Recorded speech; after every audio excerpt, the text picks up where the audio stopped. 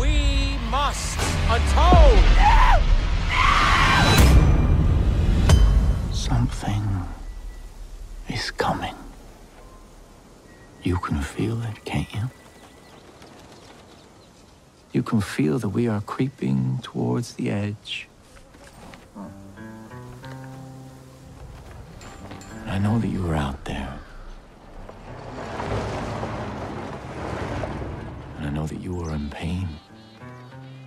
But my children, I'm here to tell you that suffering is a choice, and you can choose a better path. We want you, we accept you, and we will take you, willingly or not. And some of you may fight, but in the end, you will thank us. I am your father, and you are my children.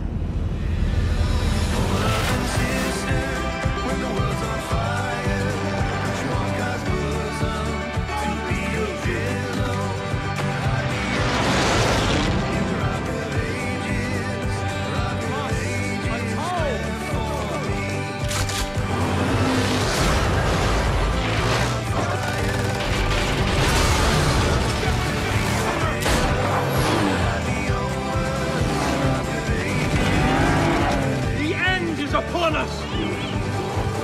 I shall lead you to the gate!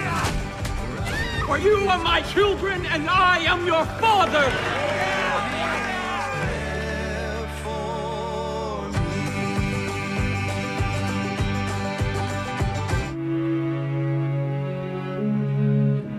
Woe to the man who leads my flock astray, says the Lord.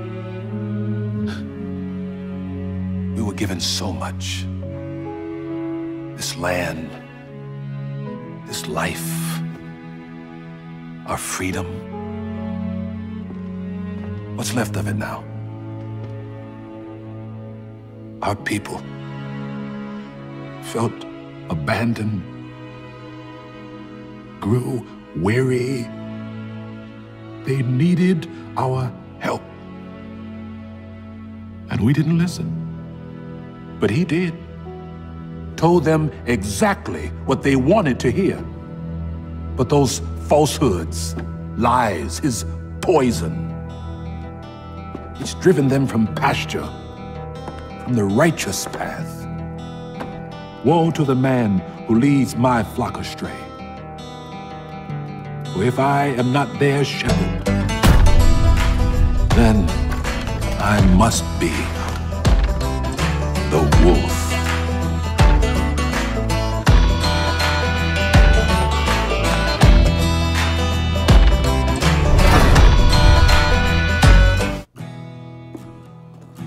She's a beaut, ain't she? All this time. She ain't never let me down.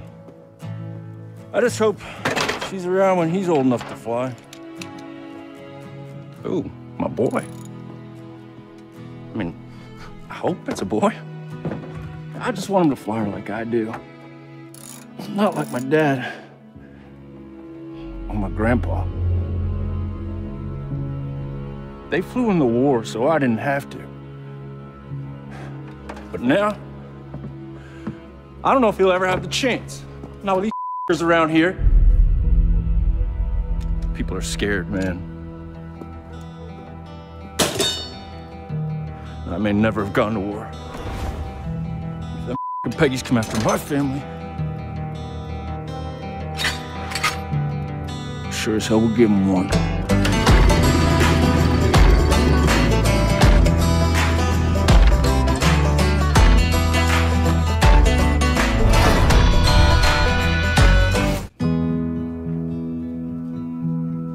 I grew up here, you know.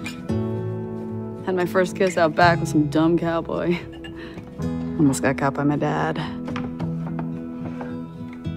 He loved this place. It wasn't all easy. But he always made sure that here, you could speak your mind. And then they showed up. We're here to help, they said. He believed them. And then they took my mom, my brother. And Dad was never the same. Now what? You wanna take this place too? No. This place is ours.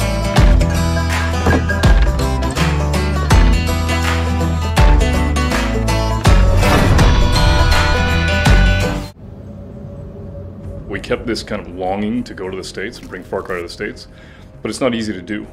The idea of going to a frontier in the States and bringing you to a place that you kind of know already. And just the concept that the thing that's in your backyard could be even more exotic than going 1,000 miles away. And that's why we brought it to the States. I am your father, and you are my children. We have to compete with ourselves. We built Voss, we built Pagan Min, we wanted the father to be amazing. A cult leader who absolutely unequivocally believes that the end of times is coming and that he needs to save as many people as he can, whether they want to be saved or not, was, I think, the genesis for what we built. I think what was interesting about Montana when we went there is we met a lot of people that didn't want to be messed with. They want to be left alone. And it created this sense of a frontier and a remoteness that really resonated with us. And what was cool about the language of some of the things we're hearing was, you know, sort of, maybe don't trust the government and we can do it ourselves. What happens when somebody else shows up and says, yeah, I agree with you, don't trust the government and we can do it ourselves and I will provide. All of a sudden you create this petri dish, this sort of magnet for crazy, which is where Eden's Gate goes. And this time we thought it would be really interesting if we basically create a cast of characters. And you've got, you know, the family, you've got the entire group at Eden's Gate, you've got Joseph and Jacob, John and Faith, and they each have their own personalities and they each even have their own agenda. But then at the same time, you have all the characters that you have out in the open world. So you've got Mary May, and Nick, and you've got Pastor Jerome, and a host of other characters that you can meet and interact with. And when we see those characters come to life, and we see that they're not just AI waiting around to give you a mission, they have real personalities, they have opinions about stuff. The world feels real.